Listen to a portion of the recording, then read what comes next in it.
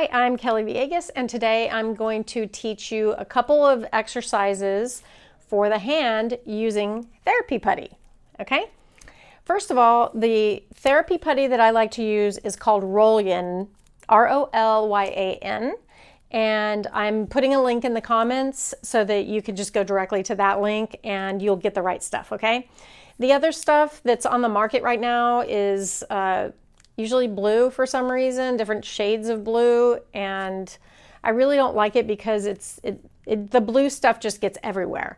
And with this, at first you will get a little bit of residue, like if you're working on a table or on your hands, you might feel a little bit of residue at first, but I think after like a few uses, you're not going to feel or see anything like that. A couple rules for Theraputty: you don't want to do this sitting like on a couch, falling asleep, watching football, okay? You really need to do this on a table or like even a tray table, okay? You also don't want to just sit there and squeeze back and forth, okay? And I'm going to teach you some reasons for that during this video, okay? So one of the first things I like to teach people is a claw fist. And the reason we teach the claw fist is because it strengthens the long flexor tendons, the ones that go all the way to the tips of your fingers, okay? And those are the ones that tend to kind of get weak as we age. So we really need to work these so that flexor tendon is doing a full glide, okay? When you get weak there, then you tend to, you maybe go get like a squeezy ball or some putty and you just do this. And it does not strengthen these. It only strengthens this. And then you strengthen the lumbricals too much and then you get trigger fingers. So we don't want trigger fingers. So what you're going to do is take the putty and pull back and squeeze those fingers down like that. I call that a claw fist or a hook fist. So you're going to pull back. Okay, that's the first one. The next one we're going to do, I'm going to actually pull the putty in half. So this is a 4-ounce putty, so I recommend using maybe 2 ounces for this, or even less if you have smaller hands. And you're just going to kind of roll the putty like this and make a little donut. We're going to work the first dorsal interosseous first. There you go. You can also keep this finger straight and only move the index finger like that. Then we're going to use the abduction for the thumb. So there's 2 different ways to abduct the thumb. You have palmar abduction and you have radial abduction. So we're going to do palmar abduction first. You're going to stick it like this, like a duck or a chicken, and then pull it open. But you're keeping the thumb in front of you as you're doing that. Okay? So just like that. And then we're going to do radial abduction. Okay? So radial abduction, like this, and then pulling out to the side.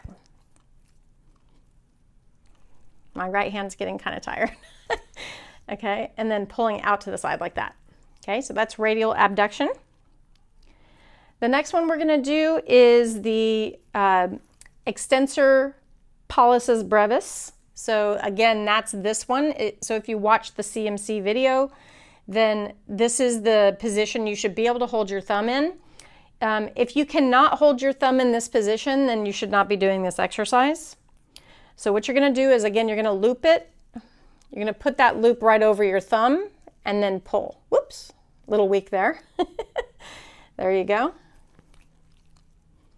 So thumb in the position and then pull. Good. And then we're going to do the flexor pollicis brevis. So that's this position. So with that position, you're going to start there, start in that flex position, and then pull. Now, the things to avoid for the flexion and the extension is if you're pulling this up, you're doing the flexor, and you start bending that thumb, then you're too weak for this exercise and you need to go to hand therapy for real. And same thing with the extensor. So if you're in the extensor position like this and you start doing this, then you're doing it wrong. So we need to be able to hold this position like this or like this, okay? Let's see. Okay, the next one, I'm going to actually add the putty back. Now the next one I'm going to teach you is for the opponent's paralysis. There's a couple different exercises you can do for this. So if you use all the putty that you have, like if you get a 4-ounce putty, you're going to make a circle, okay? You're going to hold it around the hand, and then you're going to kind of do that mouth puppet where you're going to pull the thumb down. So you're kind of doing this, or you can get in that position and then pull down. You can also go into a stable C. So you're kind of wanting this position. So if you do the circle again, you can just go into that stable C. So you're just kind of going out like this instead of in. Okay. I also like to do pinches, but when you do your pinches, you just want to make sure that you hold that stable C like this. So if you cannot hold a stable C when you're pinching, you need to go to hand therapy, because if you're going on the side like this, that's not a stable C, okay? This is a stable C, like this, okay? So if your thumb collapses in, or if it goes like this when you're trying to pinch, then you need hand therapy. You might need hand surgery. So make sure that you follow those rules, because otherwise I don't want you to get hurt. Okay, so the next one I'm going to show you is just pinching with the stable C. So you're going to just hold that stable C and then pinch. Hold the stable C. You can alternate fingers like this. I like to actually put it down on the table. Roll it out. And then holding the stable C, just going across. You can also do like a 3-point pinch, and then just go down the putty like that. That's a great exercise. Just make sure that you hold that stable C. And then if you also want to work the palmar interossei, so usually we use the foam wedges to go in between. So on this one, you can mash it some, mash your fingers in, even help your fingers if they need it. And then you're going to squeeze your fingers together. This makes it pretty hard. The putty makes it hard, so it might take you a few seconds to squeeze that putty all the way. Okay?